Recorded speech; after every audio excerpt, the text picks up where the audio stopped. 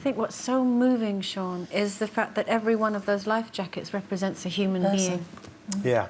And in some cases, children on their own. Didn't you come across one child who'd just been put in a boat? Yeah, I mean, everything about the trip, it just sort of feels surreal because as you get used to seeing these images, but when you're actually there in person, it hits you in a different way. And we just had a day where we just left that, they call that the graveyard, where all the life jackets are, and we'd gone to go and eat, myself and the photographer and the people from Oxfam and everything, and I was talking to this incredible photographer who's so brave, goes to all these different conflict zones. His wife is a Doctor Without Borders, and he was saying to me, this port, this is actually where the boats come in, and as we're having this conversation, it was really late, it was about 10 o'clock, it was cold, it was dark, we see these Coast Guards running around on walkie-talkies. He said, there's a boat coming in, and I was like, oh my God, this is unbelievable. And so we saw this boat come in with 34 men, women and children. They're cold, they're frightened, but they think that their redemption is within grasp. And there was a 10-year-old boy. My wife was a detective with the Metropolitan Police and is much tougher than I am, and she doesn't cry like I do. But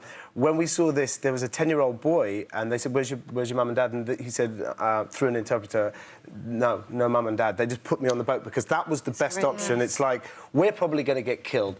You might make it, so we're going to put you on this boat and let's just hope that somebody somewhere will take pity. I have a 10-year-old and I couldn't imagine... When you transfer it to your own life, all of a sudden it stops becoming a TV show. And all of this you're watching while your wife is 7 months pregnant. Yes.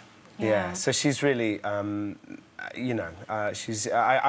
when we were asked would we go, because originally I was going to go to Somalia, and I said, look, I've got to selfishly put my own family first. And they said, well, would Tanya go because it would really help bring a human interest element to the story? And I said, I mean, she's 7 months pregnant, going, you know, a lot of pregnant women don't want to go to... She's obviously tougher than you are because she wanted to go. She's so much tougher than me. And, what an incredible thing to do, honestly. We absolutely applaud you, both of you.